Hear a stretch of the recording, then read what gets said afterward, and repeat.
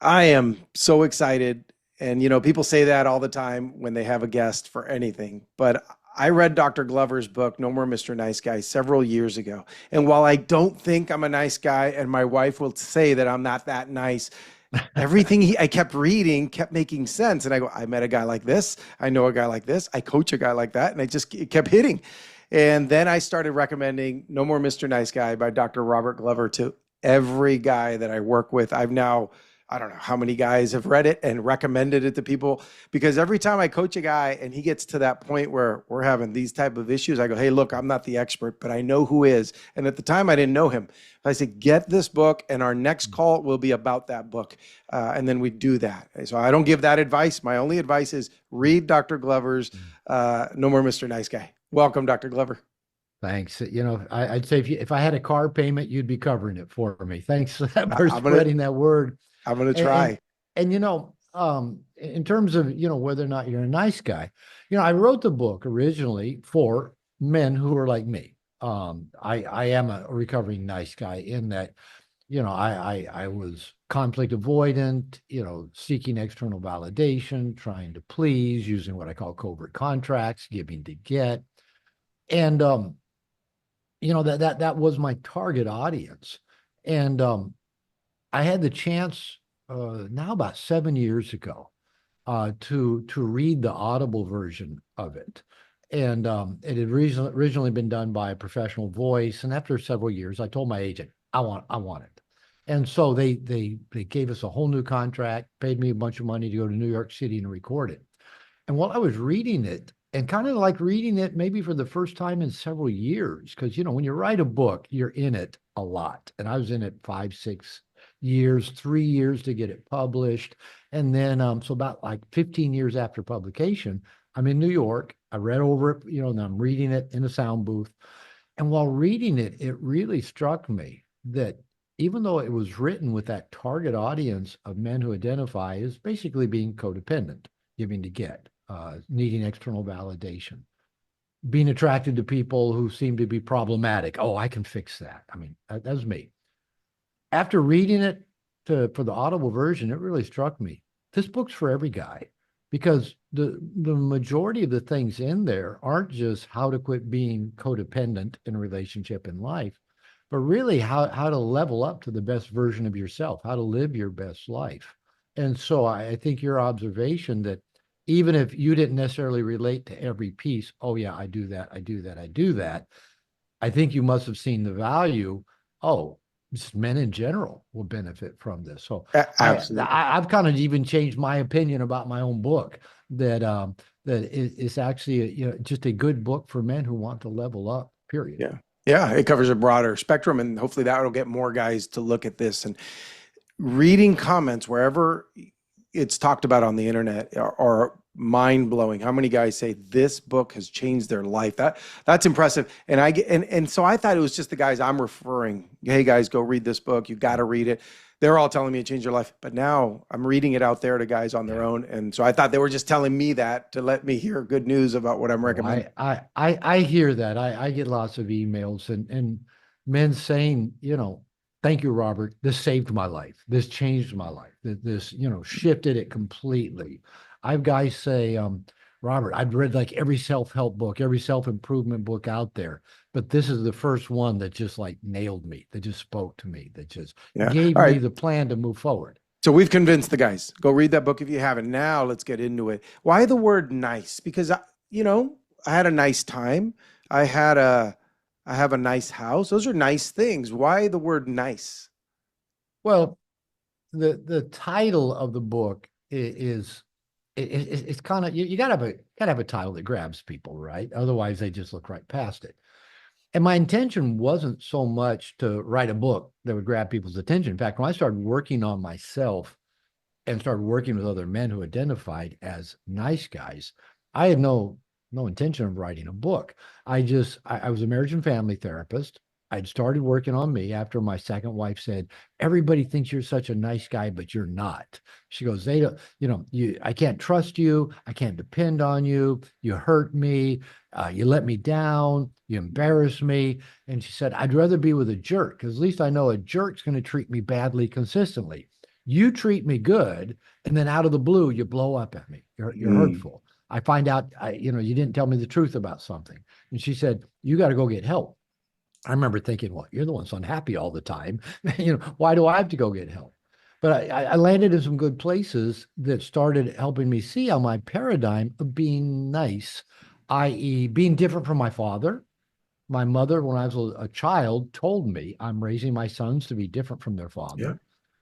She later, as when I was an adult, she apologized for both doing that and saying it, and kind of alienating me from my father in that way.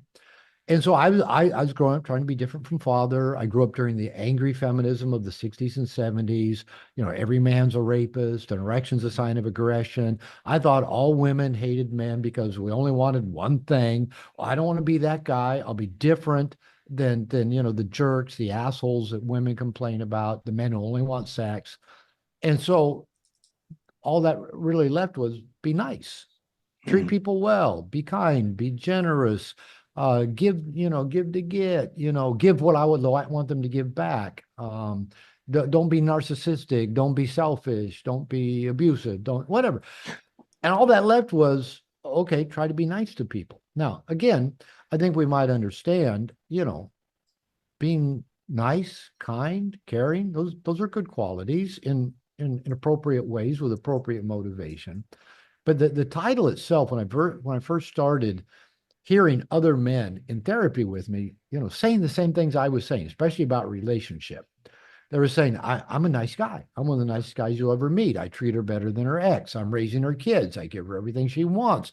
I do everything for her, but it's never enough. When's it going to be my turn? She never wants to have sex anymore. Mhm. Why is she angry all the time? I thought, man, I can finish her sentences. So I started a No More Mr. Nice Guy men's group. And just because everybody kept referring to themselves as nice guys, I Perfect. just I just called it that. And the paradox of the title is that you might pick the book up and take it literally. Why would somebody write a book teaching men to be not nice? That book must be about teaching men to be assholes.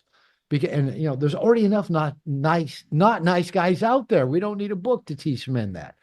But paradoxically, probably most of us at some point in our life have said, no more Mr. Nice Guy. I'm not taking it anymore. I'm drawing a line. I'm not going to put up with that.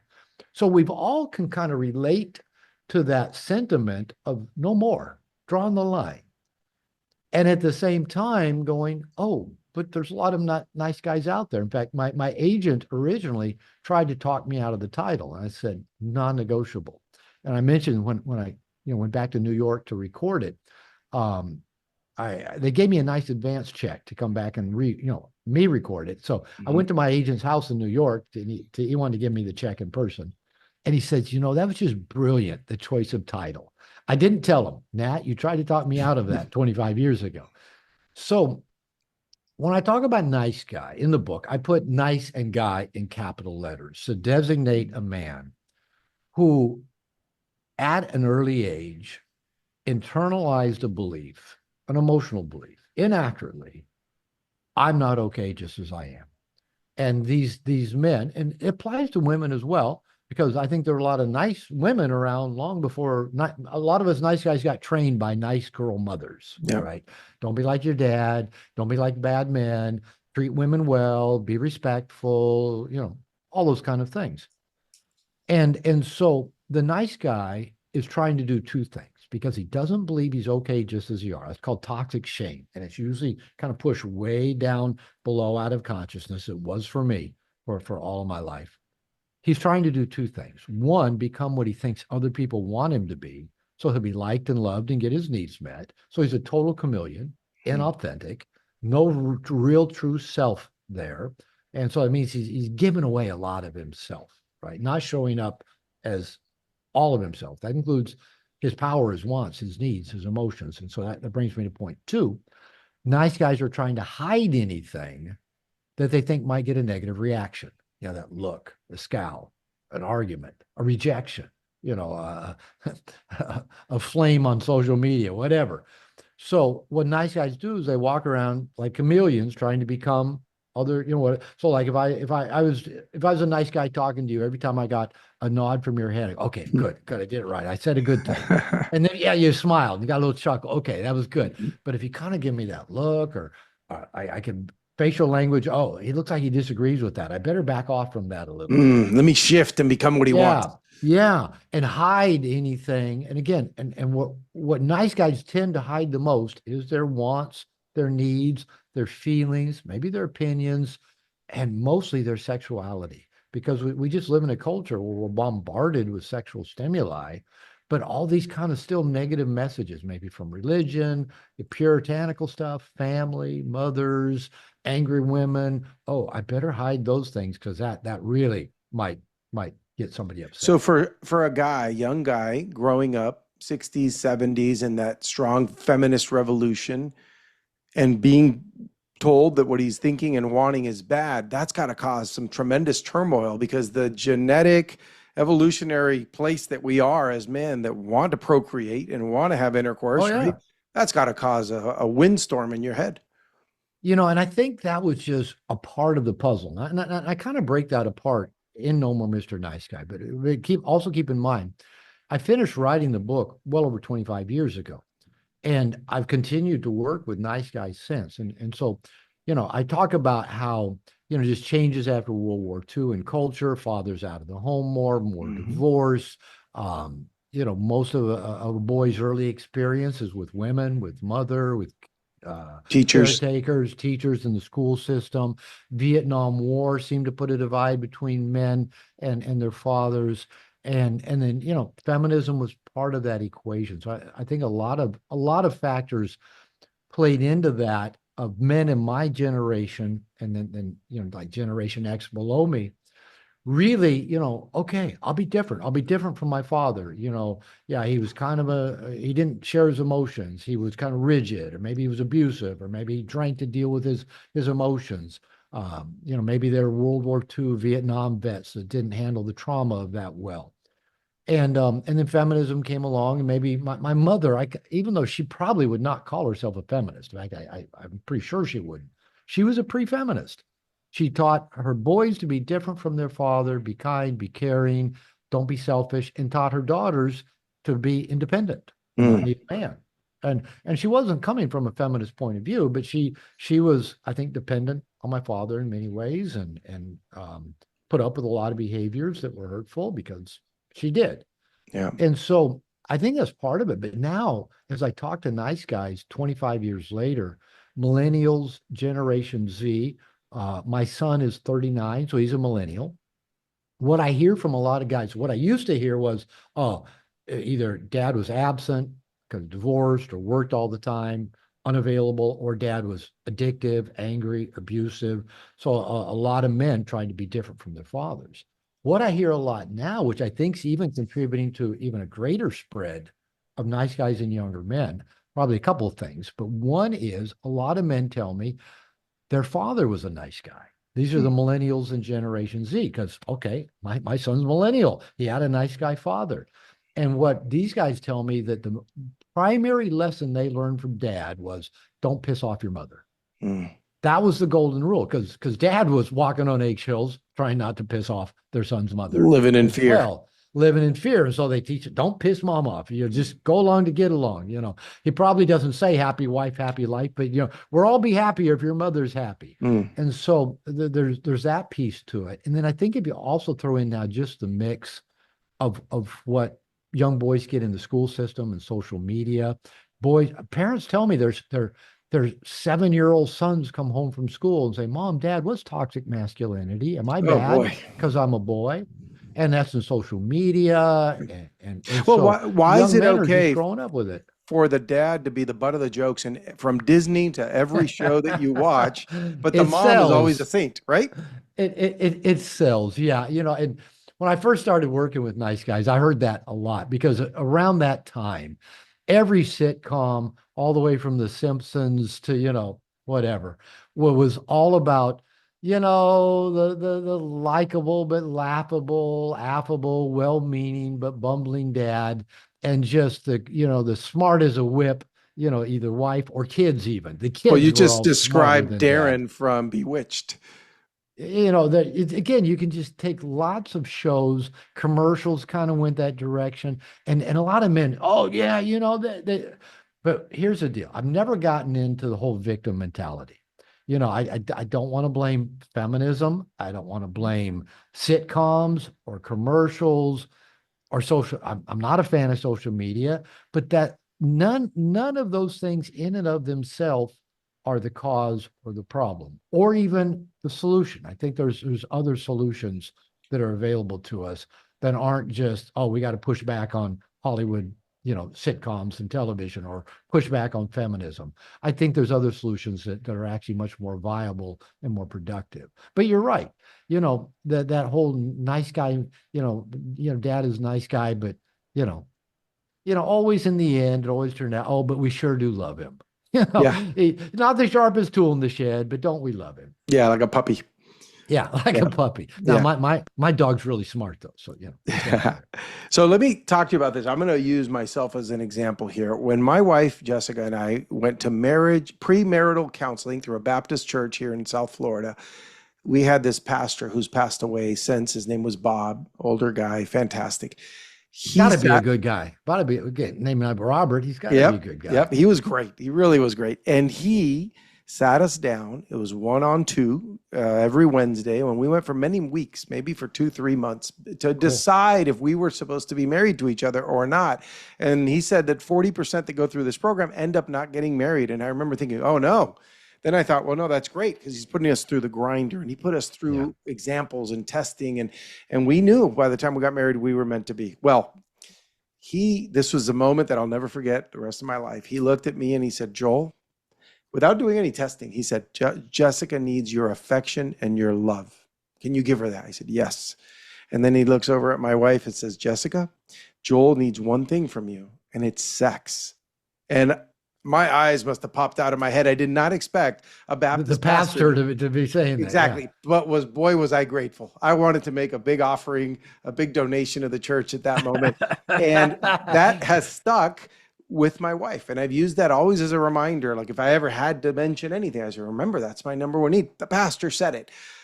How come that Yeah, doesn't Pastor happen? Bob said it. Come on, It's got to be right. no, yeah. But she bought it and it's worked and it's 22 years of amazingness. But that doesn't happen, right? We don't say that. I never hear that in society. Men need sex. Well, actually, you do hear it, but also, often it gets lumped in together with the whole toxic masculinity Yeah. discussion. You know, this is such a hot topic and an interesting topic because here's the deal: men and women both, I believe, are wired to be highly sexual.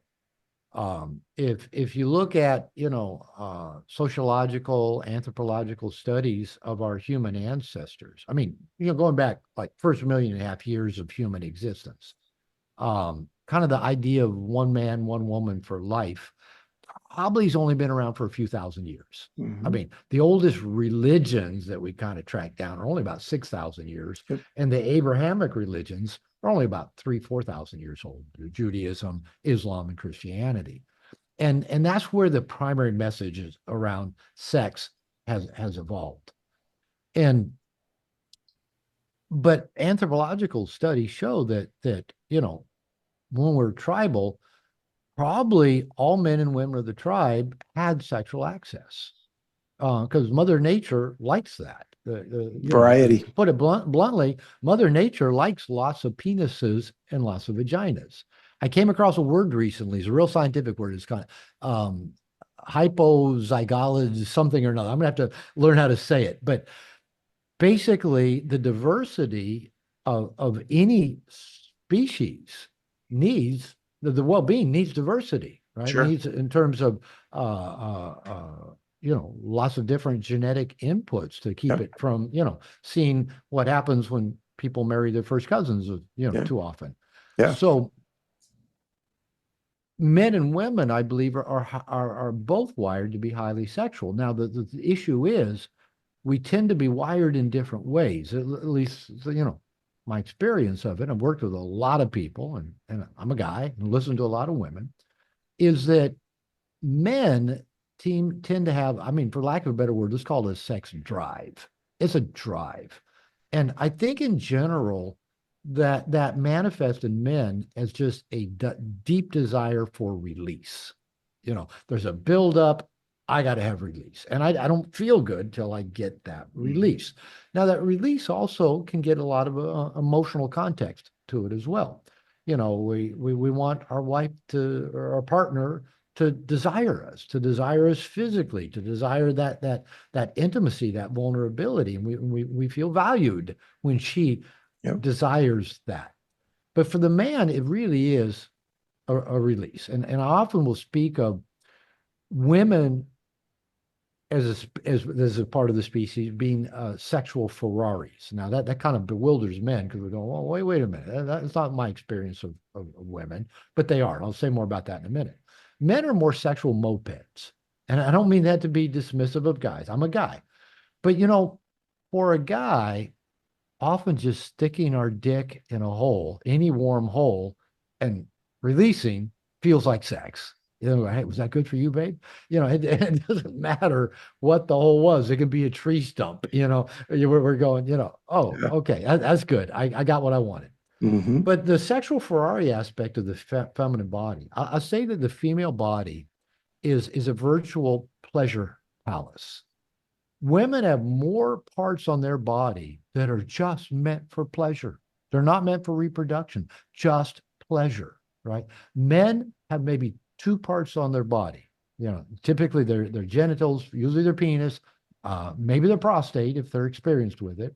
They can get them off. Women, if they're not inhibited or don't have a lot of trauma around it, they have multiple parts of their bodies that can get them off. Mm. I've known women who can just think and orgasm. Wow. My wife just told me the other day she had a dream, a sexual dream. I asked her, "Did you come?" She goes, "Uh-huh." I feel kind of Wow. embarrassed about it. You know, and Wow. I think pretty much every woman I've been with will tell me, "Oh, I had a sexual dream last night and I feel kind of embarrassed because I came." Mm. You know, I haven't had that happen since I was 12, right? Yeah. Yeah, I got envy. So in women, they can have multiple orgasms. They can have orgasm after orgasm after orgasm without a refractory period. We men have to have a period in between. The older we Yeah. get, the longer that period gets. Yeah. They can be with multiple partners. Actually, even though we fantasize about multiple partners, I will tell guys a little contest. I'll say I'll put you in I'll take you to a nice resort, line up 100 women, and you get to choose the 10 hottest women that you want to have sex with. And I'm going to put you in a room with them. And I'll ask them, how long do you think it would take for you to climax with each of those 10 women? And guys always really underestimate the refractory period, especially after they've climaxed a few times. Now, at my age, going on 69 next week, you know, it might be 10 weeks to get through the 10 women, right? You know, just, 15, 20 years ago, it probably would have taken me a week. Right. You know, if you're 18, 20, you know, probably a day or two. I know a lot of guys think I could do it 10 times in a day, but again, every time you do it, the refractory period gets longer. Yeah.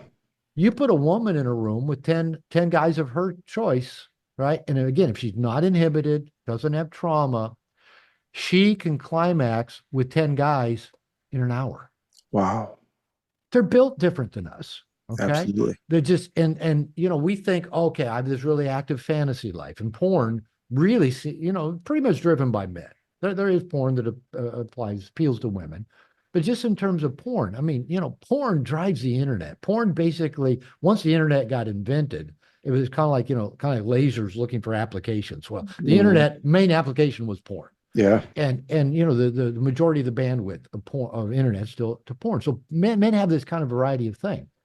But a study was done, a Canadian university a few years back, where they put men and women in a booth with a video screen, and they connected them up to electric wiring to measure sexual arousal states through engorgement primarily. Mhm. And they showed different kinds of videos to both men and women. And the men, fairly predictably, Straight men were turned on by images of straight sex. Gay men were turned on by images of gay sex. About it. Women, on the other hand, had this their fan what they had to push a button plus also engorgement indicated. Mhm. So between what they pushed buttons and what their body said, their realm of fantasy was much broader than men. You Wow. know, group sex, sex with people of different races, watching animals copulate turned women on much more than men, right? Wow. Men kind of like the penis and vagina sexual images. Yeah. Women were all over the map with it. Yeah. We're simple And creatures. we're simple. So here's the thing. I think this desire for sex, I actually, again, I think is equally important in both genders. But what happens with men, and you mentioned Dr. Gary Chapman, and I got to talk to him recently, and he emphasizes, he's a Baptist pastor as well. He emphasizes that most of the time when men identify touch as their primary love language, it really is about sex, but he says often it really is about that release. You have a buildup, you want to release. And whereas women might have some of that build up and release. I mean, I've had partners that go, "Oh, it's been a while. I need something."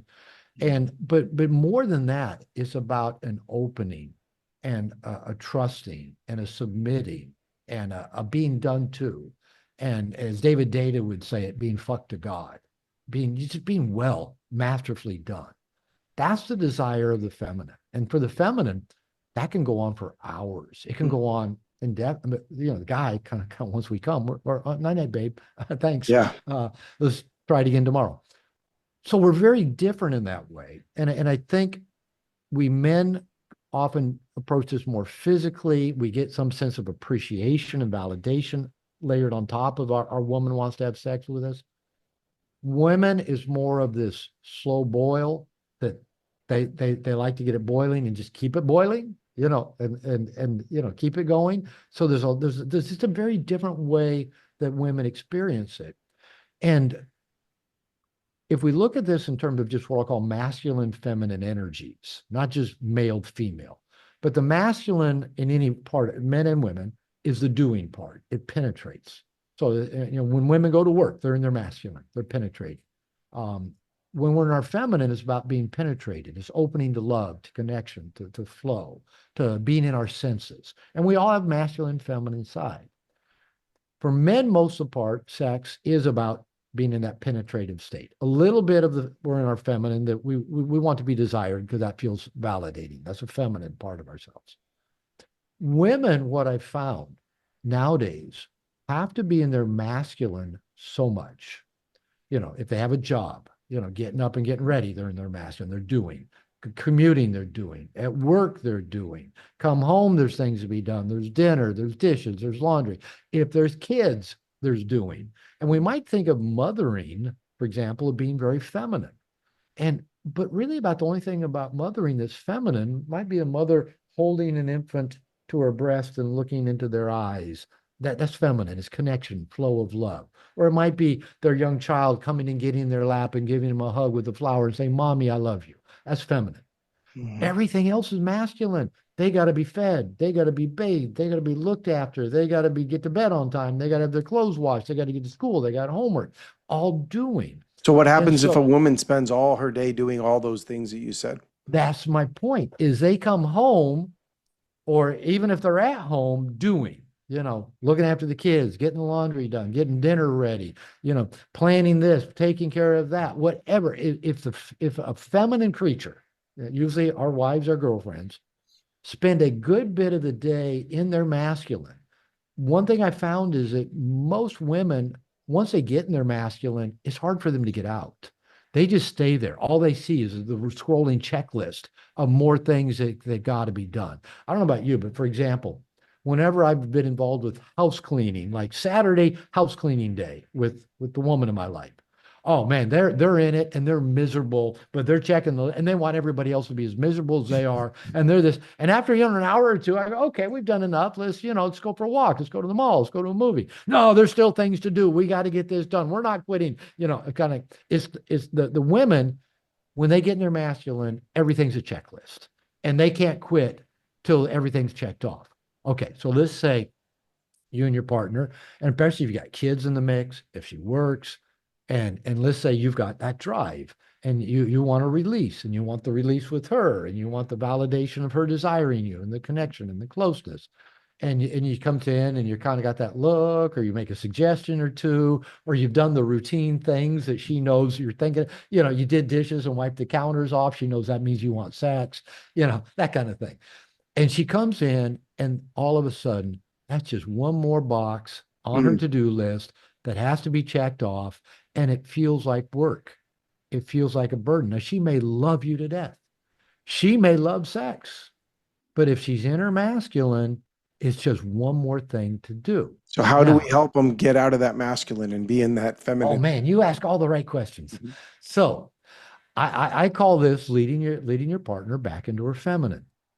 And so again, this may, and usually when our partner, is like too tired, too burned out, I got too many things to do to even think about sex, we take it personally. We take it as a rejection of us. Well, they don't love us. They don't care about us.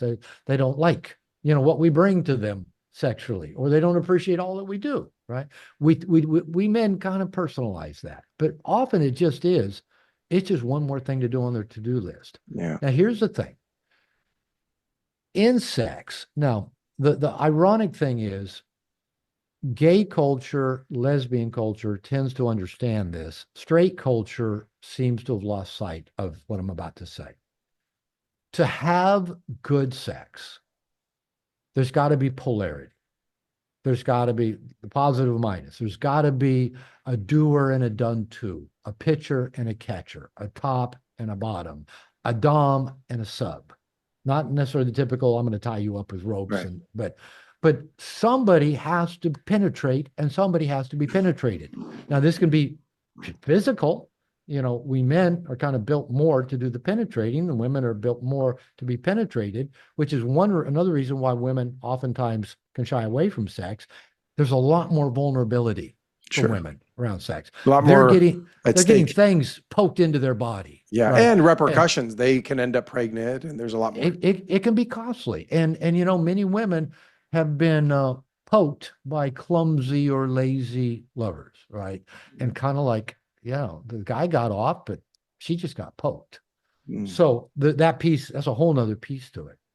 Okay, so let's say for your feminine partner to be welcoming of penetration, she's got to be, for lack of a better term, because the best term there is, she's got to be in a submissive position. She's got to be in her feminine, in an open place, available to be penetrated, not necessarily to have something stuck in her right now, but penetrated in that you bring your presence physically, emotionally, sexually, spiritually. You're bringing you to her and penetrating her being. Right. And that's the best sex, is when you bring all of those factors, not just your penis or a finger or whatever. You bring all of you. That's the kind of penetration that the majority of females are going to take as a positive. But the average guy Okay. won't understand what you mean there.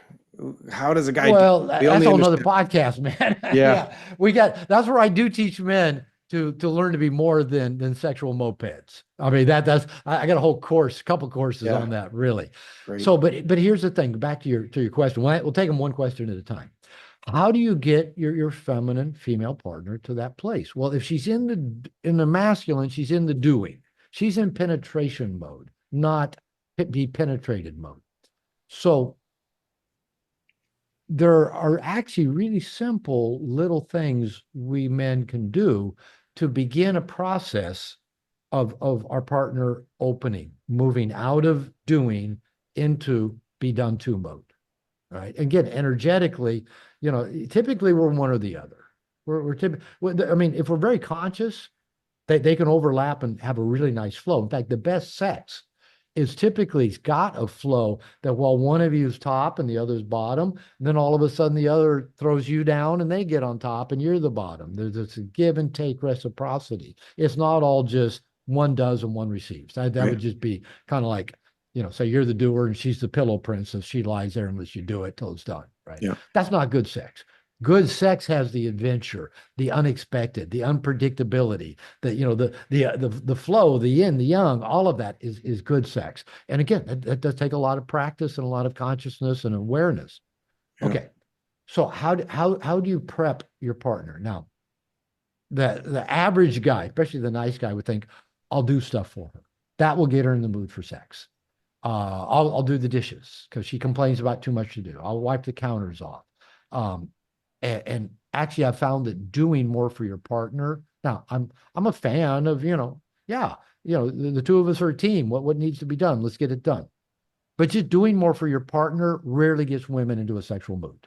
Mm. Maybe it just takes one thing off the checklist. The checklist is infinite. Right? But So yet just it builds up in the guy's mind as now she really owes me.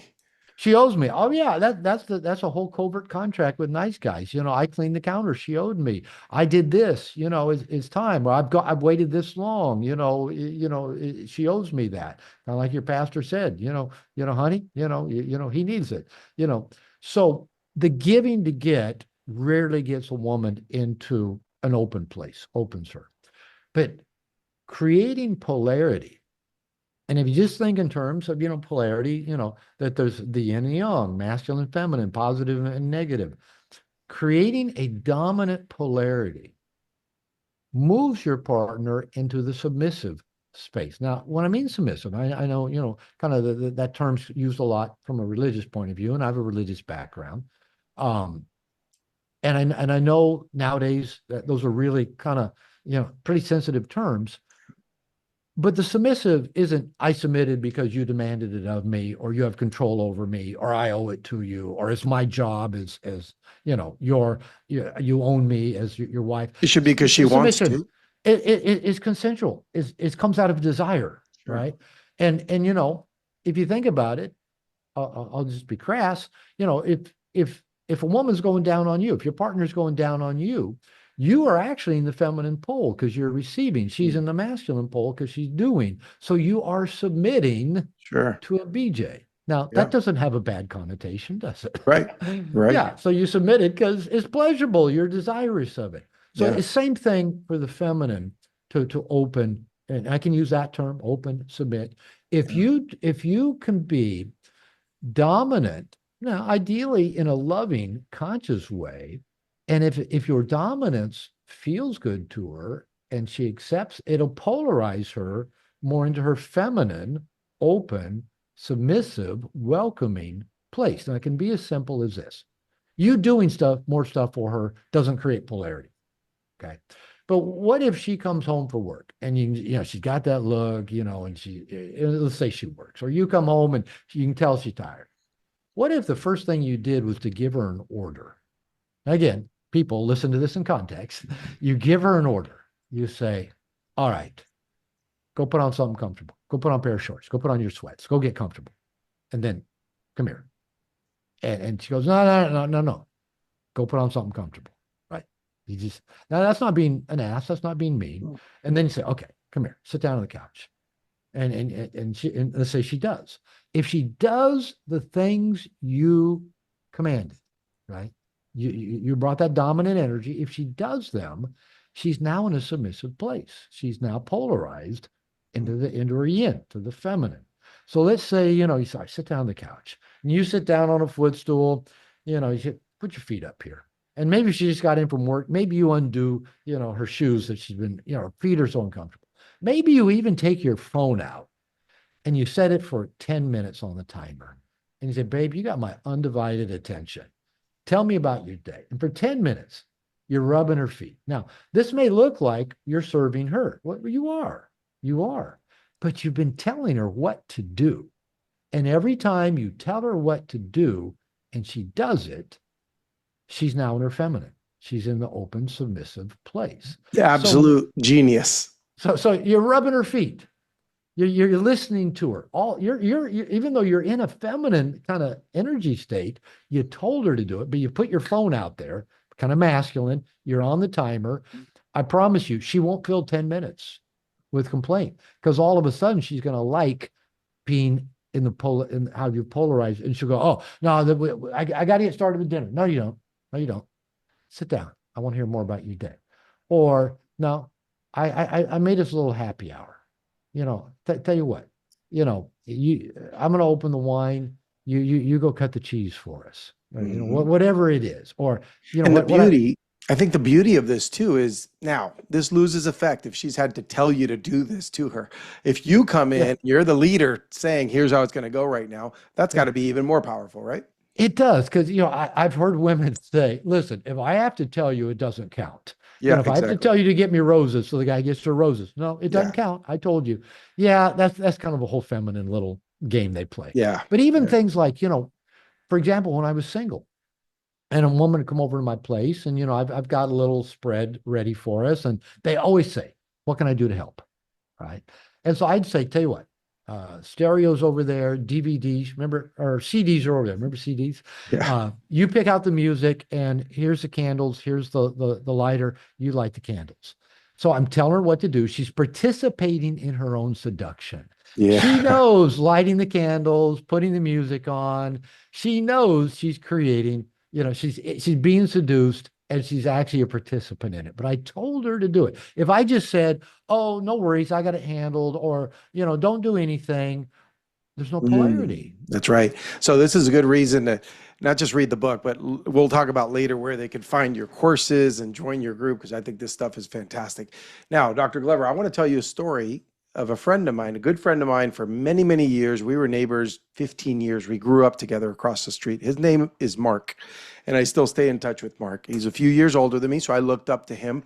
He Mhm. had a girlfriend first. He got a car first. He did all those things. And Mark had 67 Camaro, and he worked on it all the Oh, good time. for him. Yeah, but he spent it's all he did. It was his life. And he had a beautiful girlfriend who would sit on the curb and just put her knees, her hands, her elbows on her knees. You're not going to tell me that after they got married, she made him sell it. No, no, not at all. Okay, okay, I won't anticipate So here's what that. happened. So she would just, but that makes sense what you're saying. She would stare at him working on his car for hours. Yeah. And I had a girlfriend and I would take her out and go to the amusement parks, go to the beach, go do all the things that I could think of a nice boyfriend, go to the mall, all these things. And he never did any of those things. And yet he had a better relationship. And so one day I go up to him, kind of just mind blown. I go, how come you don't have any issues? You don't even do anything for your girlfriend. And she just sits there and watches you. And he goes, okay, young Jedi. Here's the thing. It wasn't like that in the beginning. In the beginning, I cared too much and I Yeah. was always worried about her. And are you happy? And do you like this gift? What do you want to do now? He kept asking her everything. And he said that he got so sick of it one day that he just said, it's all or nothing. And he rolled the dice and he started not caring. And he started just kind of being a little bit of a jerk and saying, no, we're just going to work on the car today. And no, I'm not taking you out. We're not going to the movies. We'll eat at my house. My mom's cooking. And he started doing that. He said she fell head over heels in love with him. Yeah. So I would love your analysis of that situation because I've shared this story a million times with people. Yeah. The nice guys in your audience are going, yeah, tell us, tell us. Yeah. Here's the thing. Nice is boring. Nice is boring. Women have to experience something that I call positive. Well, they have to experience what I call emotional tension to feel attraction and arousal and stay connected to a man. They got to feel something. I mean, just watch any sitcom, rom-com where, the movie begins, you've got a woman, she's always a strong woman. In fact, read romance novels. I mean, I read a couple a year. They all have the same formula, and we all know what's happening, but women still flock to them because they tell a story. Men need to understand what that backstory is. And so, like in the rom com, there's a woman. She's a strong woman. She always either has a girlfriend, a gay friend, or a nice guy friend Yeah. who she treats like a gay friend. Yep. And we know she's never going to get with that guy. He's a nice guy. He's a great guy. He's there for her all the time. They're buddies, right? I Mhm. call him a girlfriend with a penis. She's not going to have. She treats him like a girlfriend. Yep. And then there's some other guy, and we know she's going to get with that guy. Why? Because she either thinks he's a jerk, or he's a cad, or there's no way they could ever get together. Even Romeo and Juliet had that story of, oh, they were families that didn't get along, so they couldn't be. There's always some tension between the woman and the guy that we know they're going to end up with. Yeah. At the very end, after we sit through the whole rom-com, we know they're going to be together, right? Hmm. But people watch all the, they watch them anyway, especially the female people. I mean, they can be fun too, but we know is how it's going to work out because there's always a tension between them. And again, romance writers have that one nailed. It's always the strong, available, unavailable, the cowboy, the guy that doesn't need the woman. Yeah. But by the end of the story, it's like that strong man has now turned and given only her the depth of his love, and we see his vulnerability and his Yeah. depth, and how he's more than a one-dimensional, just hard ass kind of guy. There's always the depth under there as well. So the women need to experience emotional tension to have attraction, arousal, and stay connected to a man. I teach men how to create what I call positive emotional tension, PET, because I'll say that if we don't create emotional tension for a woman, she'll either have no interest in us whatsoever, or if she does have interest in her, like, and it's like she's married to us, and she does, have interest in us, she'll create negative emotional tension. Net. Mm. Now, for the woman, they don't care. They don't care if it's pet or net. They just They want that just need drama. they need the drama, the tension. Now, we guys do care. We don't like drama. We don't like emotional tension. Even the ways that we occasionally, go into emotional tension usually has a time limit on it, a clock. Football game, hockey game, basketball game, even the adventure, the flicks we watch, we know they're going to end at 2 hours and, Mhm. the star of the show is going to live, right? So Yeah. we know that. So too much tension? No. I mean, even like are you a sports fan? You like I sports? was. I don't watch too much anymore. Well, let's say what was your favorite team of any kind of sport? Oakland A's baseball. Oakland A's baseball. Poor guy. All right. Let's say you're following the A's and they've made it, for a low budget team. Yeah. Now they're the Sacramento A's, Yep. and then they're going to be the Vegas That's A's, right. right? I like baseball. So you're watching them. They've made it to the playoffs against all odds with low payroll. Hmm. They've always traded away their good players and Yep. developing, the young prospects they get. And if it's a close game, nail biter, you're not walking away. It's got Right. right. But let's say, for example, say it's not a playoff game, so say it doesn't matter, a regular season game. They're up by 12 in the fifth inning. Yep. Boring. You got a garage to clean, Yep. right? You're gone. Oh, so that's an You're right. example of the tension. Okay. Yep. So women want that close game. They want the game that could go either way. They're, nail biter, edge of the seats. They want that, and they want it a lot. 2 weeks And ago, if my wife and I went to the Florida Panthers Stanley Cup champions from last year. We went to a game. I live 5 minutes from there. And we went to a game, and it was 4-0. Beginning of the third period, we left. And as we were leaving, because I was done, it was 4-0. They were winning. yeah, 4-0, no My wife tension. said, I wish it would have been a tight game. We would have definitely stayed. Yeah, You're yeah, absolutely right. and I don't know. I've not been to a lot of live hockey games, but every time I've been with a woman, it was the women up and screaming and yelling when the gloves came off and the jerseys are getting pulled over the heads. It's the women that are up. And I my my my Exciting. my ex-wife, my second wife, she just, would just go bonkers anytime there's a fight down on the ice. So That's they funny. love the tension. Now, we just want to win and be done, go home, right? Mm-hmm. So we need to understand that that's wired into their nervous system from 1.5 million years of evolution.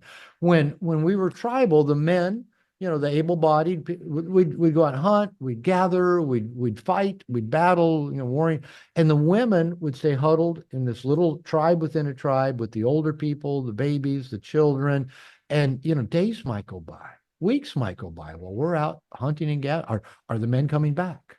Are they bringing food? Are they bringing furs? Have they all been killed? Who's first in line to get the sexual favors from the most powerful man? It was tension. They were allies and enemies at the same time.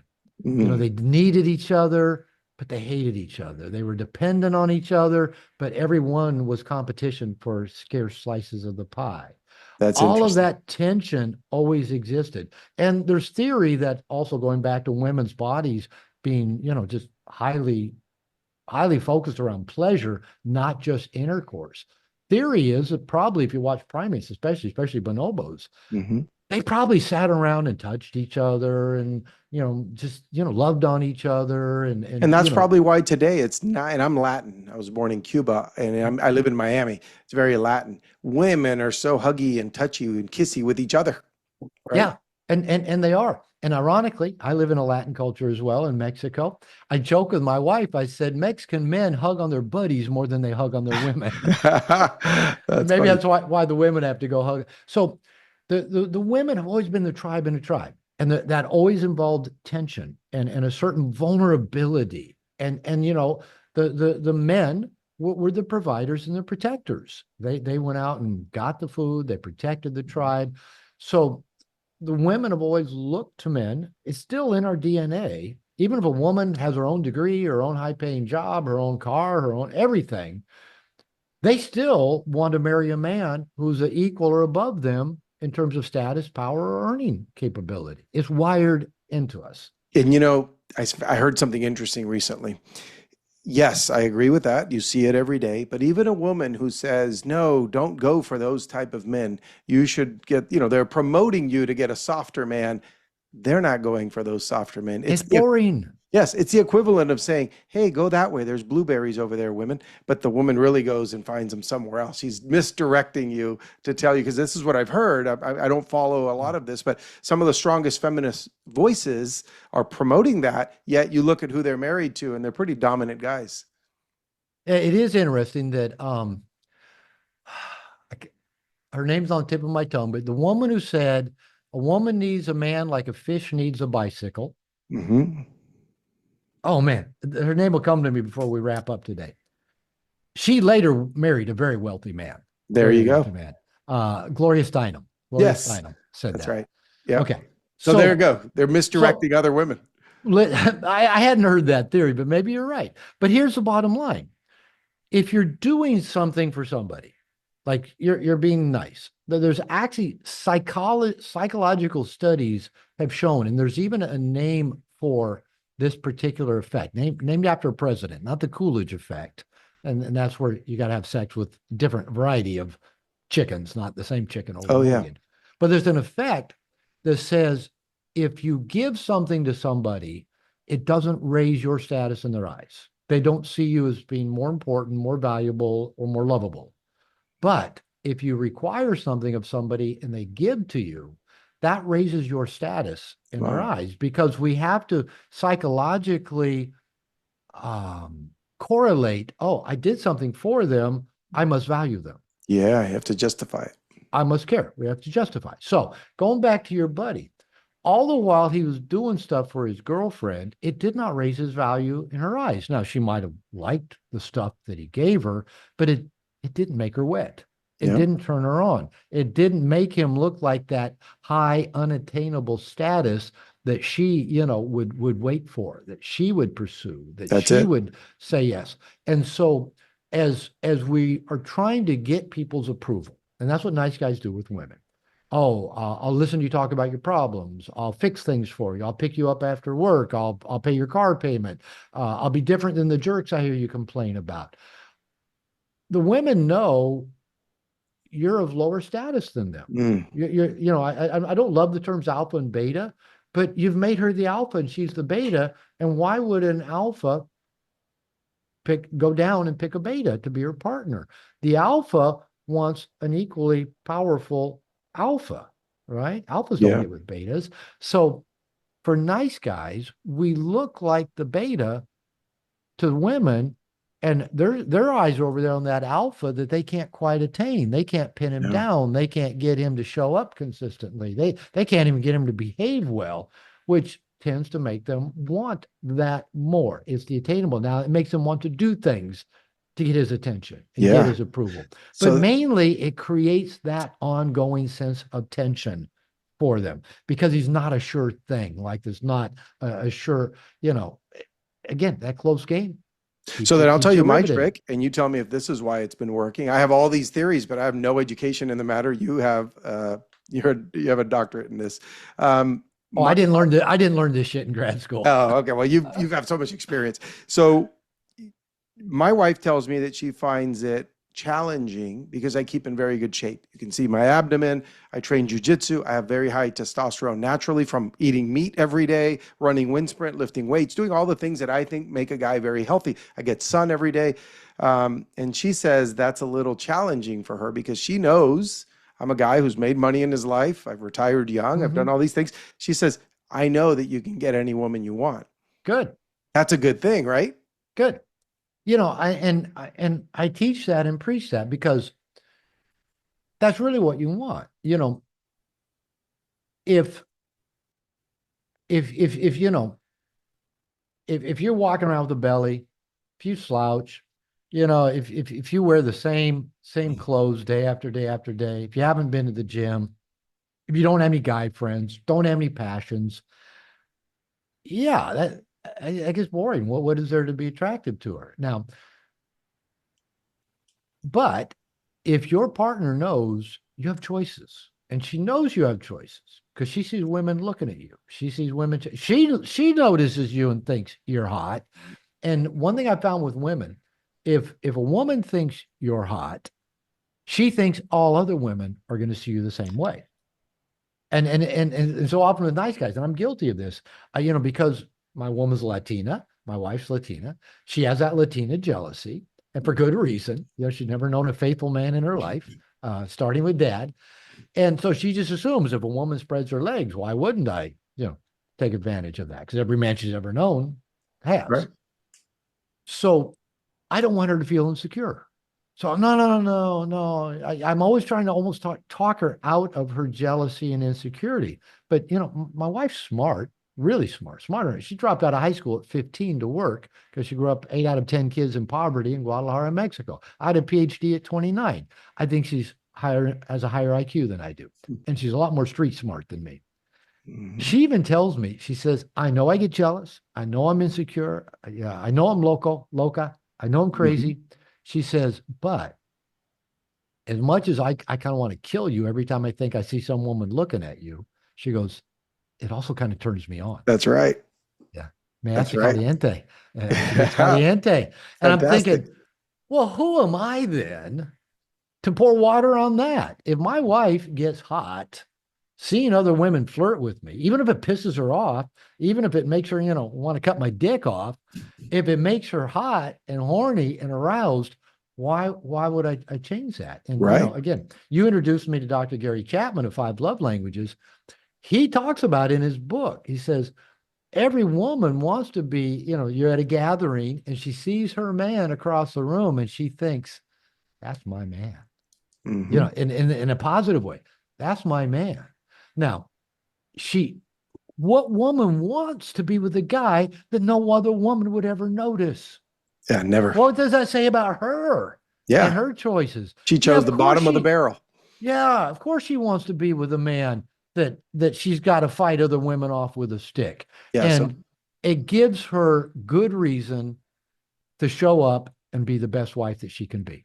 this And is and perfect. again, So for a woman to want to show up in the best version she could be, what does the guy have to do? He's got to do work initially to be the best version. he's got to be the man. I was watching a podcast yesterday with Chris Williamson, and he was interviewing Patrick Bet David. Mhm. And I was kind of, it's kind of cool. I was on my spin bike in my gym watching this interview, and I'm going, how cool is that? I've been interviewed by both those That's guys. awesome. And I actually wanted my wife to come in because when I was watching a Chris Williamson interview Matthew McConaughey the other day, I go, hey, I've been interviewed twice by Chris Williamson. I just wanted my wife to know, but if we have to point it out to our women, Yeah, it probably doesn't count. that is powerful. So I'm watching this, and Patrick Bet David, who has a program called Infotainment. Mhm. Um, I didn't know this, but apparently he's written a book, and it's called Choose Your Enemies Wisely. And he says basically that we have to have appropriate enemies to really bring out the best in us, to activate parts of ourselves that are dormant, to really achieve. He says we really need enemies. And it reminded me, I used to watch a show called Elementary. It was about Sherlock Holmes. It was about this a version where the actor's like OCD-ish and just brilliant. And when Moriarty, comes onto the scene, he goes, finally, I have a proper nemesis. Mm. And I go, I, I've never wanted a proper nemesis. But that I gets the know, best out of you. and so yeah, Patrick Bet David is right that we need an enemy. Choose them well. Who is going to sharpen us? Our women also need to know because they're wired for competition. Going back to those tribal times, the men came back. I'll just be blunt. They came back with the food, the furs, and the fucks. Hmm. Who's getting the best? Hmm. Women are in competition for that. Yeah. And so if they see, you know what?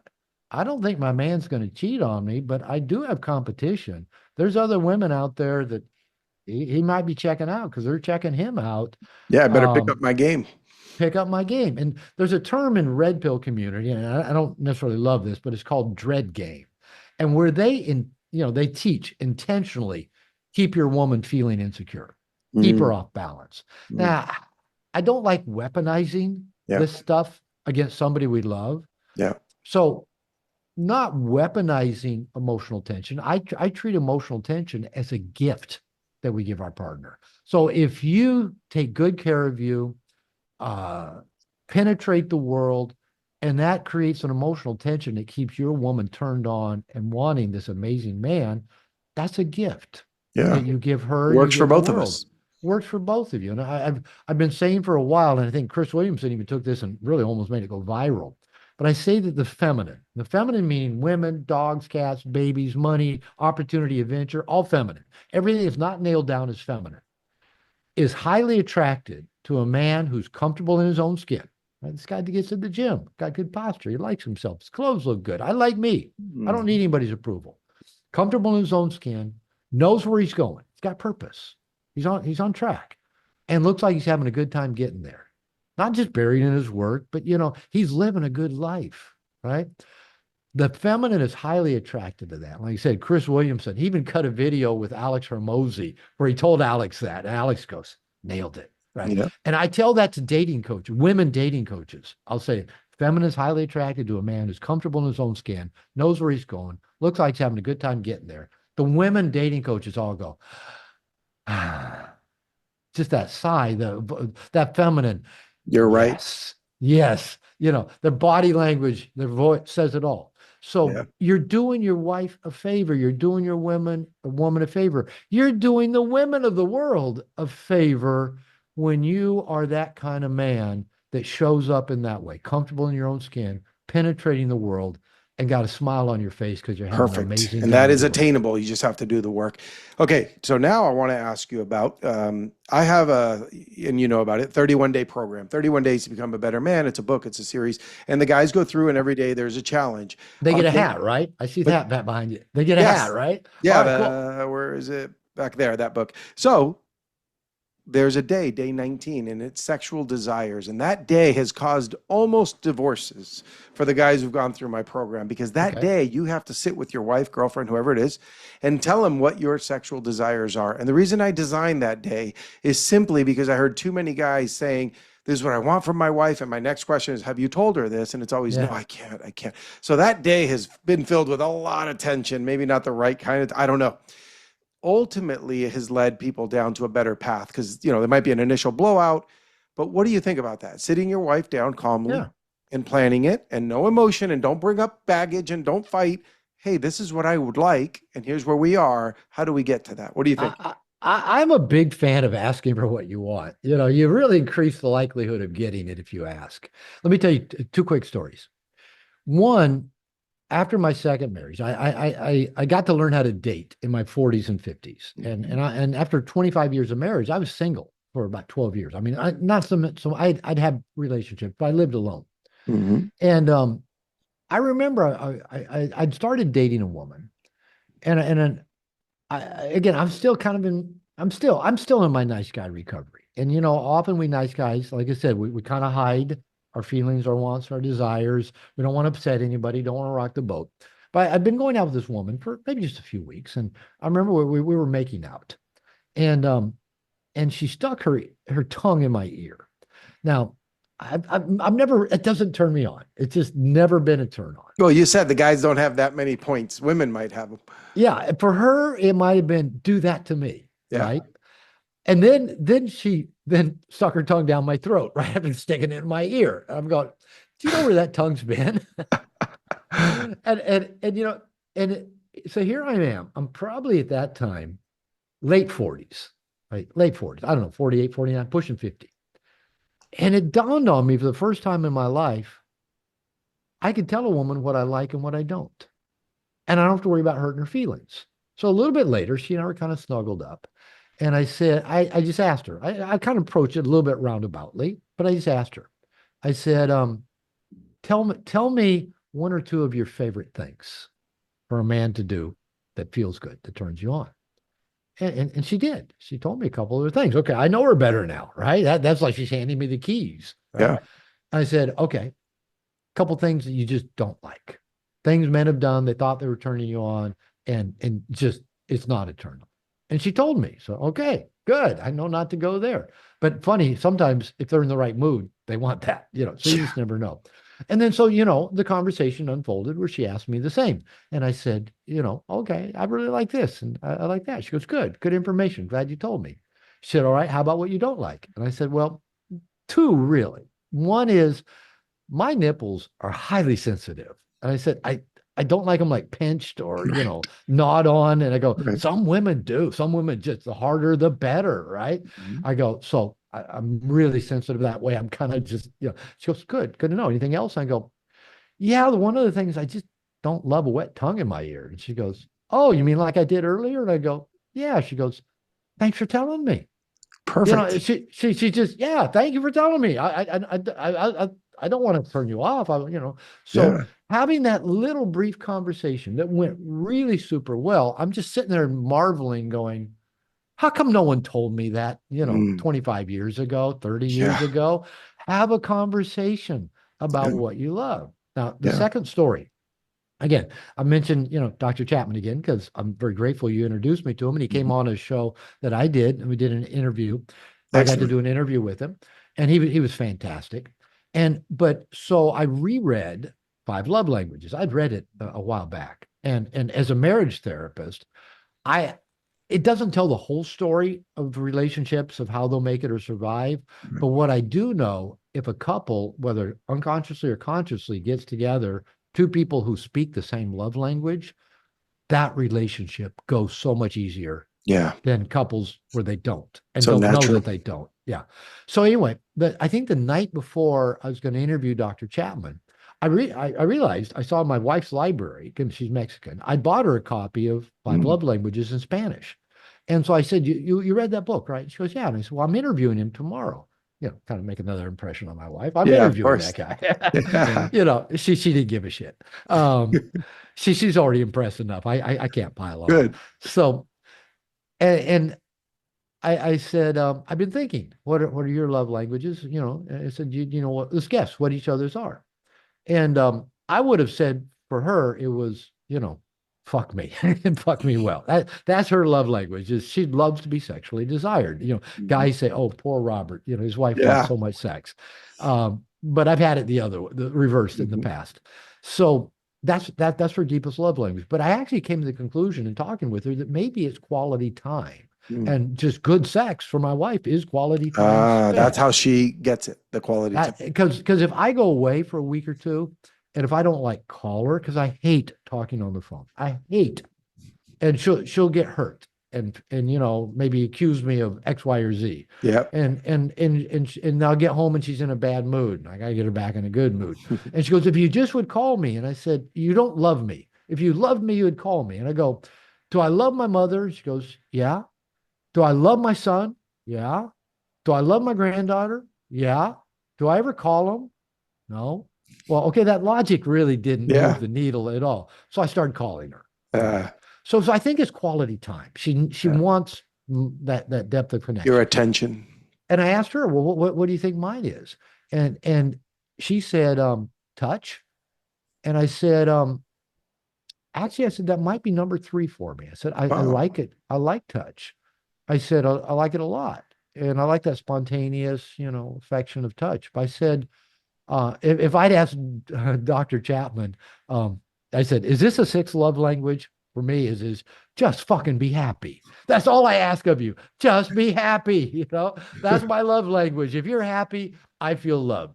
But actually, what I think that was appreciation. Now, not necessarily always words of appreciation, Mm, but just that appreciative look, that energy, that yeah, happiness that she appreciates what I do for her to bless her yeah, life. yeah. That's mine. So my wife and I, so we had that conversation the night before I interviewed Dr. Chapman.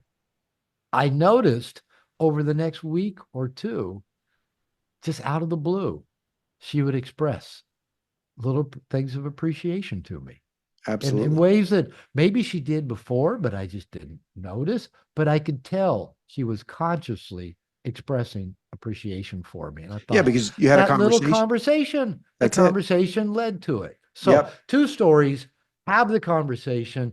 Don't make it Interesting. an attack. You're doing it wrong, Yep. but just say, hey, I really like this. I tell guys, if you really want to tell your woman, say, you know what? I just want you to know, I like it when you do X, Y, or Z.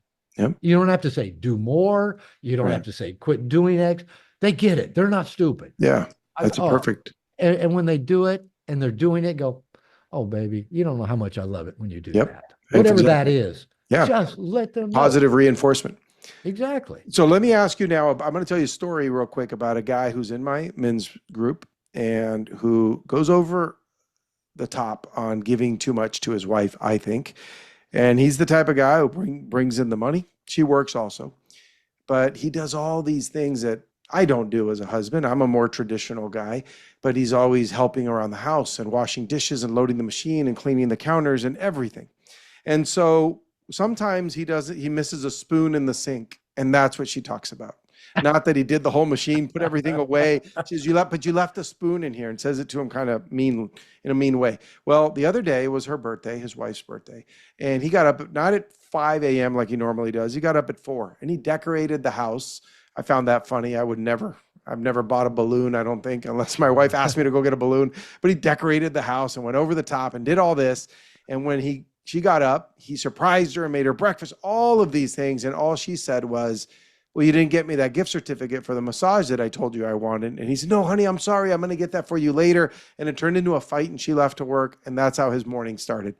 Give me advice for Oh, this guy because I don't know what to say. He's already read the book. After that happened, I told him to read your book.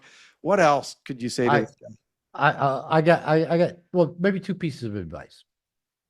Um, Again, without harping too much on Dr. Chapman, go back and look at love languages. Maybe none of that is his wife's love language. None of that. Okay. And so he's speaking his love language. He's giving in the way he'd like to receive, but it's not how his wife feels loved. It maybe, and the other piece to it from kind of the normal Mr. Nice Guy covert contract part, maybe she even just feels burdened by it. Right. Because I used to do a lot of that in my second marriage as well. Like I'd do I'd cook dinner and do the dishes and clean. And my wife would walk in and say, how come you didn't clean the counters off? And I go, I'm Mm, not even done yet. Can't you appreciate what I did? yeah, Now, I did have a covert contract in that I was hoping she'd be in a good mood to have sex later on, yeah, right? Women feel that. They feel that is, I'm doing this. Give me this back. Give me this back. And yeah. it feels burdening to them. And they go like that. So to answer your question for this guy, again, back in my second marriage, my wife and I were in therapy. I was working with, we both worked with the same therapist. I was in a men's group with the therapist, did some individual work. My wife was in a women's group, did individual work, and we were in a couples group with her. We probably paid her house payment and car payment and everything else. My wife's son one time said, we've probably spent $100,000 on therapy. And I'm going, that's two Mercedes. We Wow. could be driving a couple of Mercedes for that 100,000, and our marriage isn't all that much better. So I was that guy, and I'm talking now 30 something years ago, where Valentine's was coming up, and I was the giver. I got so much value and traction. Oh, look what I give! Look what I give! And it might be acts of service, it might be gifts, but I'm the giver.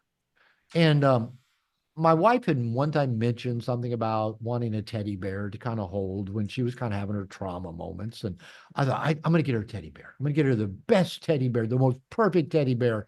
And I promise you, I I just invested so much time and energy going from store to store looking for that perfect teddy bear. And that was before internet, Amazon, buy it on. Mhm. And it almost felt like I was having an affair. I was lying to her so much about where I was, what I was hiding. Finally, I found it, the perfect teddy bear. I hid it away.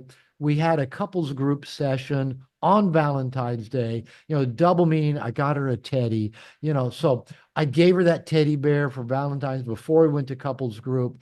I just knew we'd go to couples group and she would tell because a lot of the women brought their teddy bears to couples group to kind of Mm. comfort them while they were doing their deep emotional work. She didn't take the teddy bear. She didn't. So later I said, "Did you like the teddy bear I got you?" And she said, "Did you get that for you or for me?" Oh. Oh man, she was the big stick in so many Mm. ways. I'm so grateful. I'm grateful that we're not married, but I'm grateful she was my big stick. I just had to fess up. I go, I did invest a lot and get a lot of energy out of that thing. And I said, Mm. yeah, I wanted you to be happy. I wanted you to be thrilled. I wanted you to brag to everybody about it. Yeah, yeah. She goes, you milked the juice out of it. I go, Mm. whoa. So next time with therapist, talked about that. And we constructed a container for the next year. I would not give anybody any gifts, surprises, Mm. cards. Now, if my kids had a birthday or something, yeah, we'd buy them gifts. And not only would I not give gifts, surprises, because if I was in the mall and I saw something, oh, my wife would like that, or that's on sale, I would always just buy it and get. And that if I had the impulse to give to anyone else, I actually had to give to me. I had to do Because something that's for probably what me. you're trying to fill a void I there. was filling my bucket by Yeah. trying to get them. I was indirectly borrowed Yeah. functioning, codependent. Yeah, I'll do this for you. You Mm. value me back. So I got clean, really. I got clean where now I don't give a lot of gifts. I don't do a lot, but when I do, it's more thought out. It's clean, and there's no agenda. There's no expectation. Smart. It's a gift that I know will bless. And probably now I buy more gifts for my dog. Nala's down here at my feet. When I come back from a trip and open my suitcase up, Nala is sitting there like, I know you got me something. I know you got me something. And when I Well, you pull know out the exactly what your the, the dog piece likes. of rope or the toy or whatever, she just grabs it and shakes it. So I had to get sober around all that pleasing, gift giving.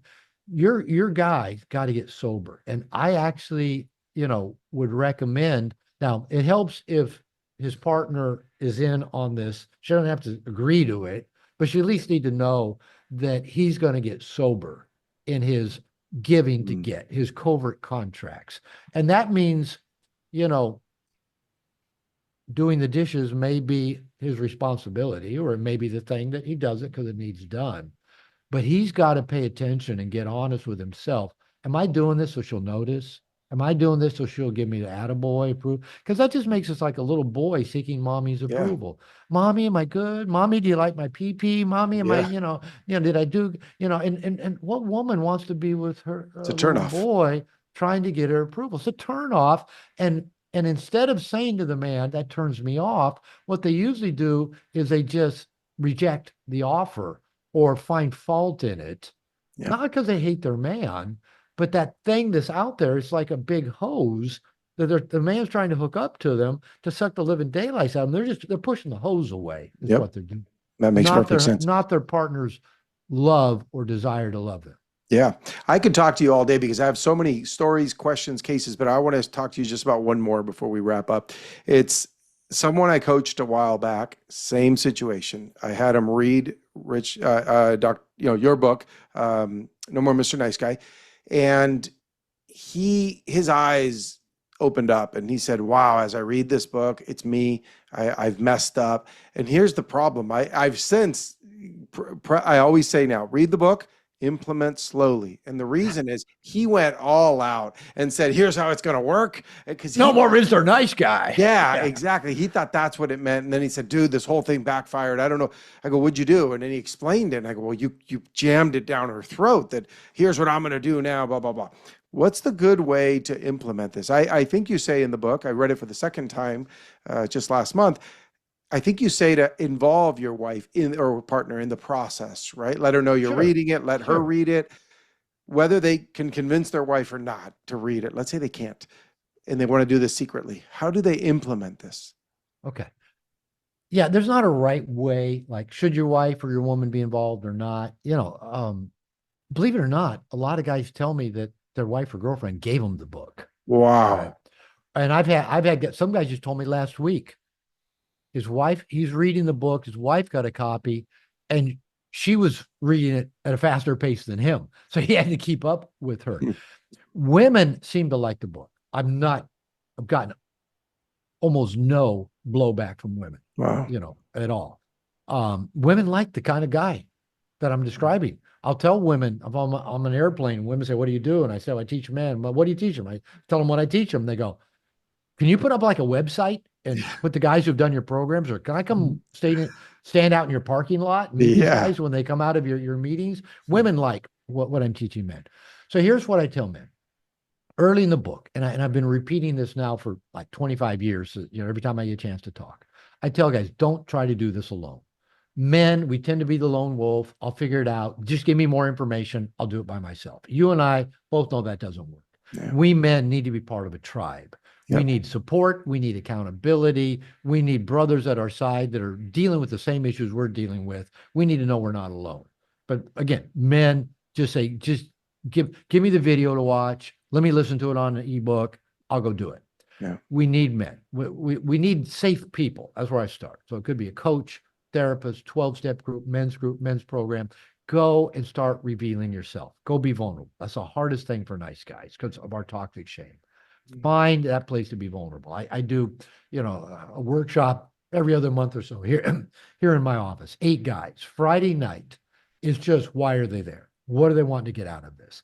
And the guys, as soon as they start opening up, being vulnerable, it goes deep really fast. Because once one guy's vulnerable, once one Mm-hmm. guy says, I got this thing with porn that kind of is eating me alive. Yeah. Oh, yeah, me too. Me too. And then the Yeah. guys get real. Yeah. And once you get real with other men, you find out you're not alone. You're not the only one who struggles. You find out you're not bad or defective. In fact, you're just human. And so I would say, number one, find a safe person, and ideally go find a coach, therapist. Doesn't have to be male, but if they're familiar with No More Mr. Nice Guy, I think it helps. Get into a men's group or a men's program where you get real, get supported. You're around other men that are real and vulnerable, and we support each other. We hold each other accountable. We cheer for each other. And everything that I've ever gone to work on in a marriage, I've worked on with my guys first, my tribe first. Mm-hmm. Because even when I married Lupita, my wife now, we just celebrated our 8th wedding anniversary 2 weeks ago. And a year into the marriage, we were struggling. And I thought, I can't do this alone. I went looking and found a men's program that I did for 5 consecutive years. I probably hold the record of it was a coach that's worked up close and personal with David Data, and we had retreats and calls. I've created a whole posse of men in my life now. I started a men's group out of that. 6 guys. We meet every other Wednesday. We've done it for 7 years. We're in it for life. Wow. I've got my crew. They know everything about me. They know every struggle I've had. They know my successes. They know my down days. They know my dark side. They know my blind spots. And I'm blessed. And because of that, financially, my life's improved. My relationships improved. My health has improved. Just the general abundance of my life has improved since I got into that men's program 7 years ago. So much power So in that. I'm just such a fan. I run men's programs. You run men's programs. There's a reason, not just because we think, oh, here's a quick buck with a membership Yeah. program. There's a reason. Men do their best surrounded by like-minded men. And Absolutely. so what we learn with our men, we can bring that back into our relationships with our partners. That's right. So that's my suggestion. Sharpen it there with men, then go practice it with your woman. Fantastic. So, Dr. Glover, how could we already know about the book? Hopefully, everybody here has already ordered it during this call. What else? Tell us what website, where can guys learn more from you and connect with your programs?